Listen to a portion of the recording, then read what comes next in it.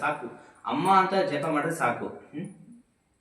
ಅದಕ್ಕೆ ಒಂದು ಹಾಡಲ್ಲಿ ಹೇಳ್ತೀವಲ್ಲ, ನನ್ನ ಜನನಿ ನಿನ್ನ ಜನನಿ ಎಂಬ ಭೇದ ಸಲ್ಲದು, ಅವಳು ಜಗದ ಕೋಟಿ ಕೋಟಿ ಜೀವ ಜನ್ಮ ದಾತೆಯಲ್ಲಿ. ಆಗ ಆ ಹಾಡಲ್ಲಿ ಮುಂದುವರಿತಾ ಹೋಗುತ್ತೆ, ತಾಯಿ ಋಣವನ್ನ ತೀರಿಸಲಿಕ್ಕೆ ಸಾಧ್ಯ ಇಲ್ಲ ಅಂತ ನಾವು ಹೇಳ್ಬೋದು. ಹಾಗಾಗಿ ಶ್ರೀಮಾತೆಯವರು ಅಮ್ಮ ಅಂತ ಕರೆ ಸಾಕು ಸಂಪ್ರೀತರಾಗ್ತಾರೆ ಅನ್ನುವಂಥ ಮಾತನ್ನು ಗಮನಿಸಬಹುದು. ನಿಜಕ್ಕೂ ಸದ್ಗುರುಗಳಿಂದ ಸಂಪ್ರದಾಯದ ಪ್ರಕಾರವೇ ಕ್ಲಿಷ್ಟವಾದ ಸಂಸ್ಕೃತ ಶಬ್ದಗಳಿಂದಲೇ ಕೂಡಿದ ಮಂತ್ರವನ್ನು ಪಡೆಯಲು ಎಷ್ಟು ಜನರಿಂದ ಸಾಧ್ಯ. ಆದರೆ ಅಂಥವರು ಚಿಂತಿಸಬೇಕಾಗಿಲ್ಲ. ಎಷ್ಟೋ ಜನಕ್ಕೆ ಸದ್ಗುರುಗಳಿಂದ ಮತ್ತು ಸಂಪ್ರದಾಯದ ಪ್ರಕಾರ ಕ್ಲಿಷ್ಟವಾದಂಥ ಸಂಸ್ಕೃತ ಶಬ್ದಗಳಿಂದ ಕೂಡಿದ ಮಂತ್ರವನ್ನ, ತುಂಬಾ ಜನಕ್ಕೆ ಹಳ್ಳಿ ಜನಗಳಿಗೆಲ್ಲ ಸಂಸ್ಕೃತ ಶಬ್ದ ಉಚ್ಚಾರಣೆ ಮಾಡೋಕ್ಕಾಗುತ್ತೆ. ಅದಕ್ಕೆ ಶ್ರೀಮಾತೆಯವರು ಬಹಳ ಸರಳವಾದ ಶಬ್ದದಲ್ಲೇ ನೀವು ಸ್ಮರಣೆ ಮಾಡು ಸಾಕು ಅಂತ ಹೇಳ್ತಾ ಇದ್ದಾರೆ. ಯಾವುದು ಬಹಳ ಅದ್ಭುತವಾದ ತಾಯ ಮಧುರ ಋಣವ ನಾವು ತೀರಿಸಲೇ ಆರೆವು, ತೀರಿಸಲೇ ಆರೆವು.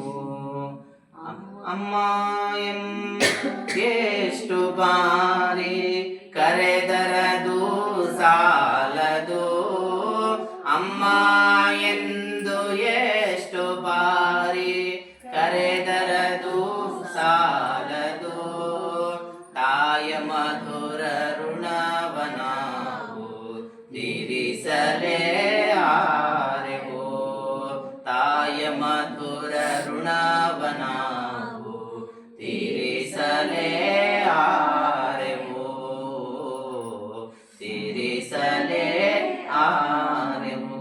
ಅಮ್ಮ ಅಂತ ಎಷ್ಟು ಬೇಕಾದ್ರೂ ಸಾಲದು, ಮತ್ತೆ ತಾಯಿಯ ಋಣವನ್ನ ನಾವು ತೀರಿಸಲಿಕ್ಕೆ ಸಾಧ್ಯ ಇಲ್ಲ. ತಾಯಿಯ ಮಧುರ ಋಣವ ನಾವು ತೀರಿಸಲೇ ಹಾರೆವು ಅಂತ ಸ್ವಾಮಿ ಪುರುಷೋತ್ತಮಜಿಯವರು ಅದ್ಭುತವಾಗಿ ಸಾಲುಗಳನ್ನ ಬರೀತಾರೆ.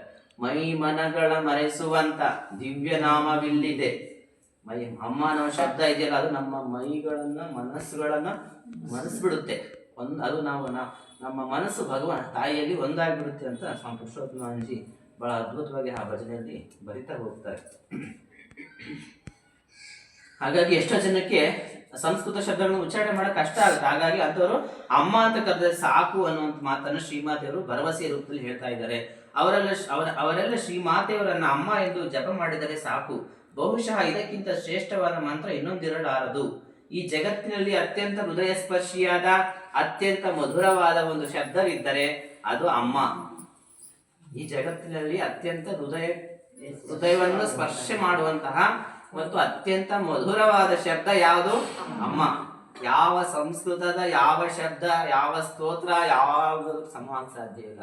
ತುಂಬಾ ಜನ ನಮ್ಗೆ ವಿಷ್ಣು ಸಹಸ್ರ ಮಾಡಕ್ ಬರಲ್ಲ, ಸಹಸ್ರ ಮಾಡಕ್ ಬರಲ್ಲ, ಇನ್ಯಾವ ಸ್ತೋತ್ರ ಬರಲ್ಲ, ನಮ್ಗೆ ಭಜನೆ ಮಾಡಕ್ ಬರಲ್ಲ, ಅವೇನು ಬೇಡ, ಅಮ್ಮ ಅಂತ ಸಾಕಲ್ಲ ಸಾಕು. ಅಮ್ಮ ಅಷ್ಟೇ. ಅದಕ್ಕೆ ಹೃದಯ ಸ್ಪರ್ಶಿಯಾದ ಮತ್ತು ಅತ್ಯಂತ ಮಧುರವಾದ ನಾಮ ಯಾವುದು? ಅಮ್ಮ. ಅಮ್ಮ ಅಮ್ಮ ಎಂದು ಕರೆಯುತ್ತೀಗೆ ನಮ್ಮ ಕರೆಯಿತೆಂದನದೇ ಓಡಿ ಬಾರಮ್ಮ ಅಂತ ಸ್ವಾಮಿ ಪುರುಷೋತ್ತಮಜಿ ಬರೆದ್ರು. ನಮಗೆ ಉಪದೇಶವಾಗಿರೋ ಮಂತ್ರವನ್ನೇ ಆಗಲಿ ಅಥವಾ ಇನ್ಯಾವ ಮಂತ್ರವನ್ನೇ ಆಗಲಿ